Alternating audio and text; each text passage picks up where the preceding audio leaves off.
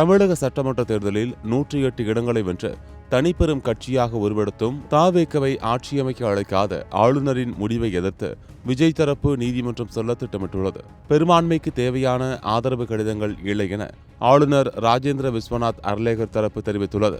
இதுகுறித்து ஆங்கில ஊடகம் ஒன்றுக்கு ஆளுநர் பேட்டியளித்துள்ளார். அதில் இந்த விவகாரத்தில் குதிரை பேரத்தை அனுமதிக்க முடியாது, ஆட்சியமைக்க தேவையான சட்டமன்ற உறுப்பினர்களின் எண்ணிக்கை அவசியமாகும். அதன் பின்னர் சட்டப்பேரவைகள் பெரும்பான்மையை நிரூபிக்க வேண்டும். ஆட்சியமைக்க உரிமை கோரி என்னை சந்திக்க வருவோரிடம் நான் கேட்பது ஒன்றே ஒன்றுதான். Best collection, best price, best variety, mega summer sale, the Chennai silk, எல்லாமே புதுசு புதுசு புதுசு. தேவையான சட்டமன்ற உறுப்பினர்கள் உங்களிடம் உள்ளனரா என்பதுதான் எனது கேள்வி என்றார். தொடர்ந்து அதிமுக, திமுக உள்ளிட்ட கட்சிகள் இணைந்து ஆட்சியமைக்க உரிமை கோரினார்.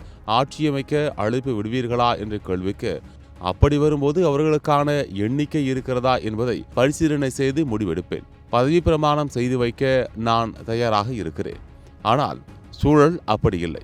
118 என்ற எண்ணிக்கையை இன்று கொண்டு வந்தால் நாளையே பதவி பிரமாணம் செய்து வைக்கிறேன். தாவேக தலைவர் விஜய் பதவியேற்பதை நான் தடுக்கவில்லை. 118 இடங்கள் இல்லாமல் ஆட்சியமைக்க விஜயை அழைக்க முடியாது. எனவே பெரும்பான்மையுடன் விஜய் வந்தால் ஆட்சியமைக்கலாம் என்றார். அவரின் இந்த பேட்டி தமிழக அரசியல் களத்தில் பெரும் பரபரப்பை ஏற்படுத்தியிருக்கிறது. இந்நிலையில் நடிகர் விஷால் இது குறித்து பேசியிருக்கிறார். அவர் தன்னுடைய சமூக வலைதளத்தில் அடுத்த அரசாங்கத்தை அமைப்பதற்கு தாவேக அல்லாத வேறு ஏதேனும் ஒரு தரப்பு, குறிப்பாக கற்பனைக்கே எட்டாததும் அதிர்ச்சியூட்டக்கூடியதுமான திமுக அதிமுக கூட்டணி அதிகாரத்திற்கு வருமானால் ஒரு குடிமகனாகவும் வாக்காளனாகவும் நான் காண்கின்ற விளைவு சாமானிய மக்கள் மத்தியில் பேரழிவு மிக்கதாகவும் விபரீதமானதாகவும் அமை. இது எவருக்கும் சற்றும் ஏற்புடையதாக இருக்காது என குறிப்பிட்டிருக்கிறார்.